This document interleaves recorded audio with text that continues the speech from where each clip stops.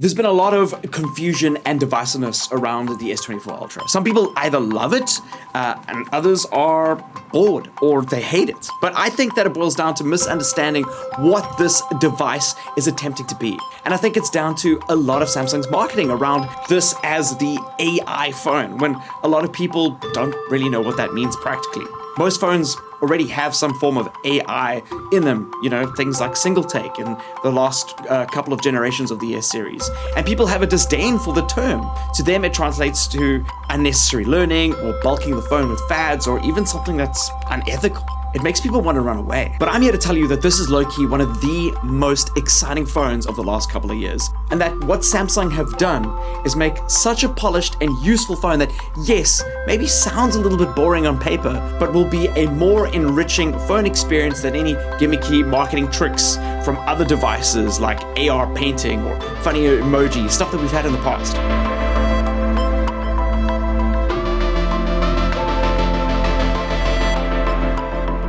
I've used the S24 Ultra for a couple of weeks now, so here are my honest opinions about this device. This is a long one, so strap in, or if you want to find something particular, skip around the chapter markers to find exactly what you're looking for. Also, I've got some great links in the video description for you if you're interested in picking one up. The smartphone has come a long way over the past couple of decades. It's tough to even call these things phones anymore when the primary uses are more along the lines of a portable computer that can make calls as just one of its features because it's got a SIM card in it. The S24 Ultra takes a step into the direction of what a portable personal computer means to you and what it has the potential to actually do. This is the first time that I felt like my smartphone is a personal assistant and less like a, impractical computer. Samsung have done this by adding a brand new NPU, which stands for Neural Processing Unit, onto the chipset. We've had NPUs in previous devices, but this is where most of the upgrades are being focused on. It's harder to market, and because of that, it's less flashy,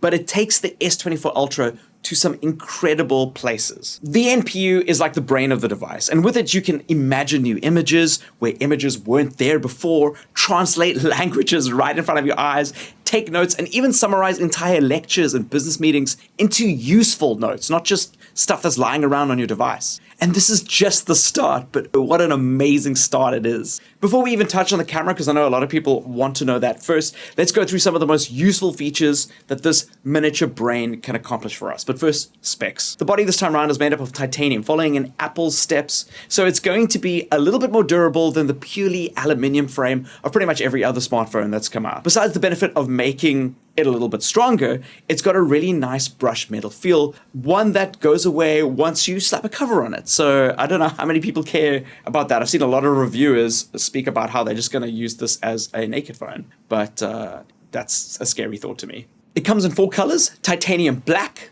gray, which is this one I've got over here, violet, and yellow. My favorite is the titanium yellow, but I ended up buying this one, the gray one, because it was the only one they had in stock, but all the colors are great. So I actually have grown to really like this color. It really feels like a stone, you know what I mean? Like it's been mined. And actually, we'll get onto that. I'm really impressed with what Samsung are doing on the mining front of things. The screen on the S24 Ultra is something to behold. It's made of Corning Gorilla armor, which is not only stronger, I highly recommend checking out Jerry Riggs Everything's teardown video that he did of the phone, but it's shockingly less reflective than any other smartphone screen that I have ever used. To make it even more usable in direct sunlight, the adaptive display can go up to 2,600 nits, which is the brightest smartphone screen in the world. If those numbers confuse you, it's just incredibly bright. Because it's an adaptable display, you're looking at a 1 Hz to 120 Hz, which is great for conserving battery and obviously for gaming when you want to push it a little bit further. And I'm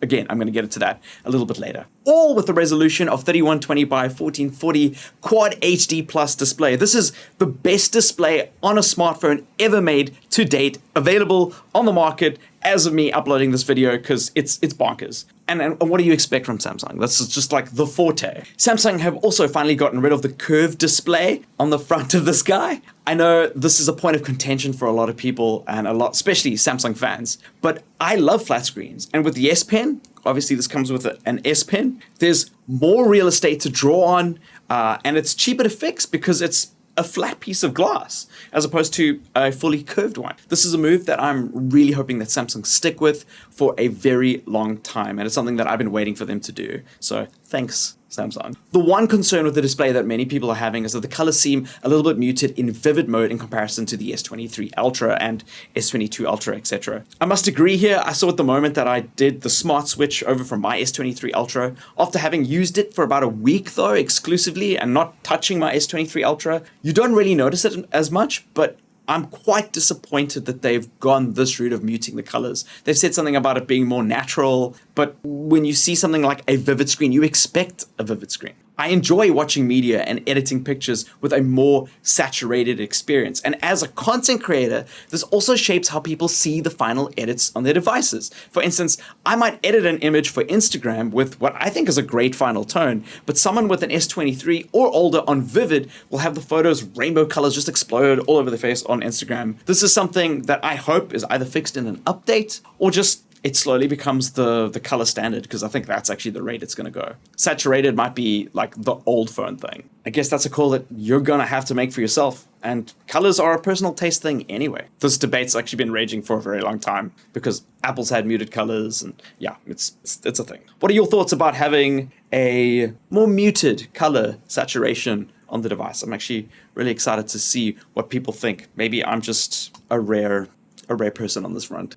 The battery life so far has been excellent. It's using a 5,000 milliamp hour battery, and for those who are familiar with Galaxy devices, you'll know that the battery life only gets better over the course of a week or two. This is because it's working out how you use the device and adapting the power consumption to your use cases, how you use the phone. Then, of course, it's got that signature S Pen that I mentioned a little bit earlier, and I'm sure that you know by now that this S Pen is synonymous with the Ultra series. For those who don't think that you need one, it's those moments that you do when this actually counts. It's incredible to go, oh yes, I've got a pen for that. It's great for editing video, selecting text for copying out of an image, for instance. And my favorite use is actually painting in Lightroom when you paint images for masks. In fact, my partner Jess, she won't use a phone without an S Pen because she uses an Ultra like a PC. This is her primary editing device, but also because she loves getting her nails done. And using a phone with nails is next to impossible. This is one accessory that makes using her phone a pleasure regardless of the state of her nails. I'm also extremely appreciative of the small steps that Samsung make every year to improve the sustainability of their supply chain for their materials. Last year, we saw the beginning of recycled plastic from discarded fishing nets in parts of the phone. And not only have they continued to keep that up, this time around, 50% of the cobalt in the S24 Ultra is recycled, which is amazing. This is something that I think we should have done long time ago, and we know how unethical cobalt mining is, and the fact that they are addressing that and doing that is amazing. Let's jump into the AI features. There are AI features scattered all throughout your everyday use of the phone, and for the most part, you'll know it's available to use with this small icon. Some of them are a little bit more hidden away, but you'll find them when you start utilizing them more in your day-to-day activity. The one that everybody knows by now is called Circle to Search. You can access it by holding down the home button, or if you've got gestures open, like myself, all you need to do is just hold down the bottom of the screen on that bar. This is going to freeze everything that you see on your display, and you can simply draw a circle around the object that you're searching for. This may seem simple and easy to overlook at first, but I've already helped my family identify birds and where Jamie got a particular pair of shoes from. It's pretty much instant as well. So it's like a magic trick that you use on your family. It's wild. And it's so useful. There's so many things that I've done. And oh yeah, let me just search that. I'm actually surprised how fast the answers come up. It's been so useful in my day-to-day, it makes me wonder where this feature has been all my life using these devices. Where has it been? Photo Assist in the gallery is a mixture of Midjourney and Photoshop's Firefly toolsets just jammed together. You can do things like resize an image or straighten it, and Photo Assist will generate the negative space that isn't there when you rearrange it. This also works when you select an object and decide to move it around that particular frame. And it works surprisingly well. I have done some things which I didn't think that the AI would do, and accomplished them. There are a few hiccups here and there, but I have the same experience when I use like Adobe's Firefly, for instance, in Photoshop. And AI, at the end of the day, is with creative work is more like painting than it is like science. That said, the results for what this is doing are remarkable. And I've even used some of them for final images that I've posted to Instagram. For instance, I wanted to get rid of a cable that was in the middle of a shot, and I can do that. The AI can also detect shadows and reflections, and with one tap, you can just simply remove them. If you're one of the crowd that are legitimately worried about AI photo manipulation and what that could mean for creatives and society, you're going to be very happy to know that once you've edited an image with Photo Assist, Samsung will then update the metadata of that image to let people know that it was manipulated.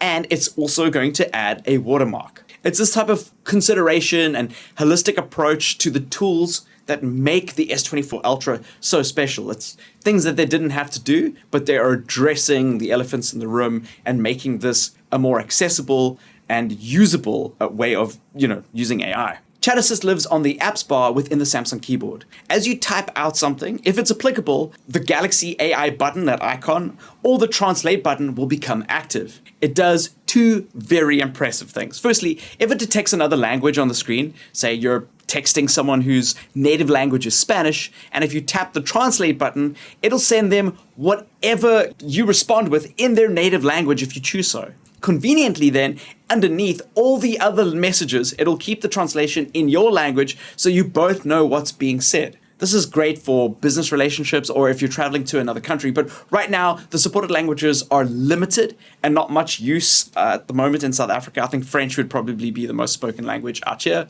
but I can see this quickly becoming an important tool for us if they start adding South African languages. In South Africa, we've got 12 national languages, including sign language. So it's going to be great to see how this expands over the next few months. And hopefully Google jumps in and everybody makes it possible to use this in our country. The other AI feature on the keyboard helps with grammar and style, which knows what app you're in, suggests what sort of tone you'd like to use, and help correct your grammar if you wanted to. This is very handy, especially if you're angry. For instance, you're responding to someone and you're not in the right state of mind, and you just need to keep your tone a little bit more professional before you send that email off. Write it how you feel, get AI to help you out. Live Translate works in the phone settings. So in the phone app settings, you see, this is why the whole idea of this being a phone is confusing. Once you've downloaded the necessary language packs, which must be set up before you use it, an AI interpreter will engage between you and another caller on the other end, as well as transcribe it. So you can read it and have the interpreter translate it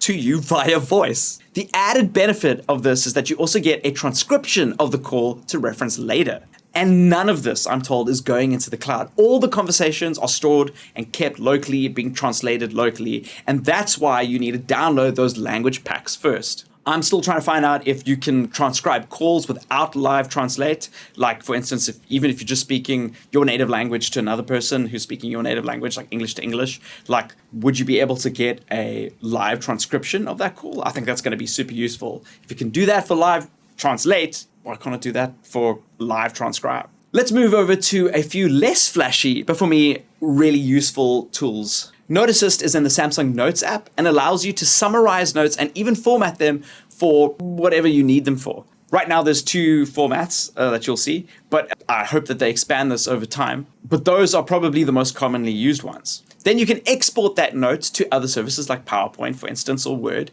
And this works especially well in conjunction with Voice Recorder. You can transcribe any voice recording from within the Voice Recorder app. Once you've transcribed it, you can view a summary of what was said and then add it to Samsung Notes. Now you'll find that the other AI functionality in Notes is available, being able to auto-format it, continue to summarize it further, or correct any spelling, and even translate it if you need it to send to somebody else in a different language. Say, for instance, you've interviewed somebody in another language. Notes will even preserve the original voice recording at the top of the page so that you can reference it later if you need to. Again, this is something that's really hard to market, so I understand Samsung's frustration here, but super helpful for business meetings, AGM notes, PTA meetings. There's so many things that make this super useful. Browsing Assist is awesome. It's available in the native Samsung Internet browser, and with it, you can summarize or translate any page that you are viewing. The summarize feature is so clutch, especially for when you're doing research for an article or you're reading a web page, but you don't want to go through everything. Maybe somebody's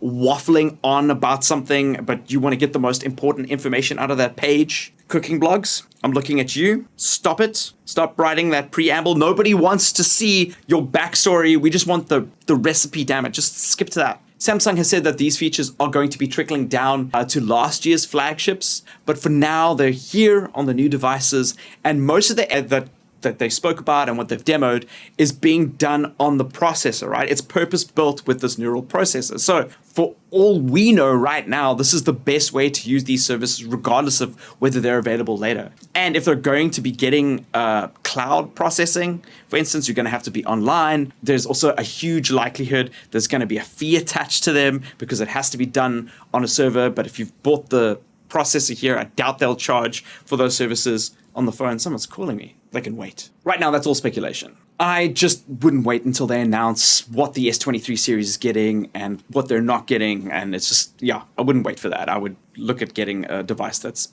purpose-built. The moment so many people have been waiting for, the cameras. The S24 Ultra is equipped with a 200 megapixel wide-angle camera, a 50 megapixel 5x optical zoom, a 10 megapixel 3x optical zoom, and a 12 megapixel ultra-wide camera. This versatile camera system, this array that they've got going, sets the industry standard for image quality. I'm telling you, it is incredible. The phone intelligently combines pixels for low light situations, resulting in stunningly noise-free images. It's got something called the Pro Visual Engine, and this recognizes objects in the environment and then improves color tone where it sees those objects. It reduces noise where it needs to reduce noise, and it brings out detail in the objects that need those details to be brought forth in very impressive ways. People into film and videography enthusiasts will be stoked at the 8K recording capabilities. It's perfect for preserving life's moments in cinematic quality because you've got this like cinema camera with you. Have a look at my dog eating food in 8K. It's good. It's very good, except that I'm still a little bit frustrated at Samsung's snapping in and out between lenses and how noticeable that is. You know, when you zoom in and then it has to get to another lens. But the UI on the camera is very much improved and it's very easy to use. There's this downgrade that everybody's talking about from the 10x optical zoom to the 5x optical with a crop where it's supposed to get the same look. But honestly, it's sufficient enough to warrant not having an entire 10x optical lens on the device. The side-by-sides are so close in quality that I don't think most people would be able to say which snap comes from which camera. And honestly, that 10x optical zoom, like we barely used that 100x for what? What do we use it for?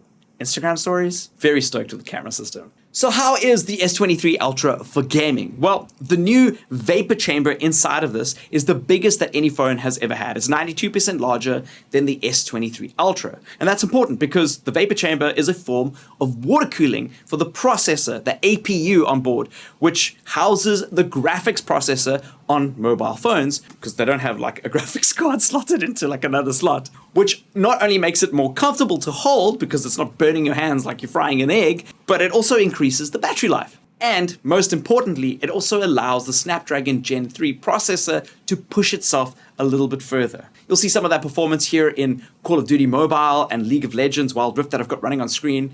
I'm running at the highest graphics that the game will let me because I want frames, and I'm still clocking 120 frames a second, and that's exactly what you want from a screen that runs 120 hertz. You want to have the frame rate match the frequency. It just looks smoother and feels great. And look, if it's exclusively a gaming device that you want, you probably could be getting better frames on another phone or something that's more gaming centric, right? Something like the ROG or whatever the case is.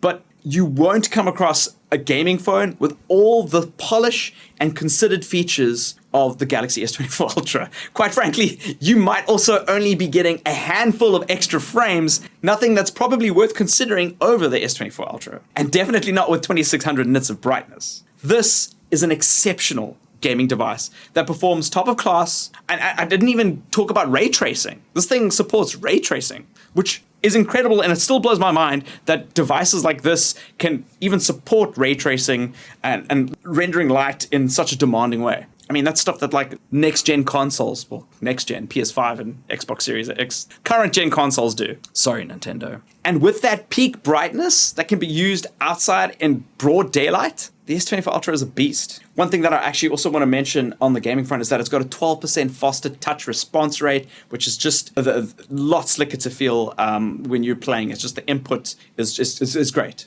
Anything that you can reduce that bottleneck between you and the server when you're playing competitive games like Wild Rift or Call of Duty or Free Fire, or whatever the case is, you want to implement. So my final thoughts. The S24 Ultra is the sum of all its iterative parts, making up potentially the greatest phone ever to be made, and definitely the greatest Android smartphone available on the market right now. If you're upgrading from an S22 and down, you're going to be extremely happy. This is going to blow your mind. The S24 Ultra is a technical marvel. It's got this incredible camera system. The AI powers that it's got in it is, if you get rid of the name AI, if you can get past that and see how practical it is, and sleek design, because it really is really well designed. Just the actual polish behind this device, like, is just amazing. It's pushing boundaries of what mobile technology can achieve and why we use it. But the true test lies in how it integrates into your life and how you choose to use it and how you use it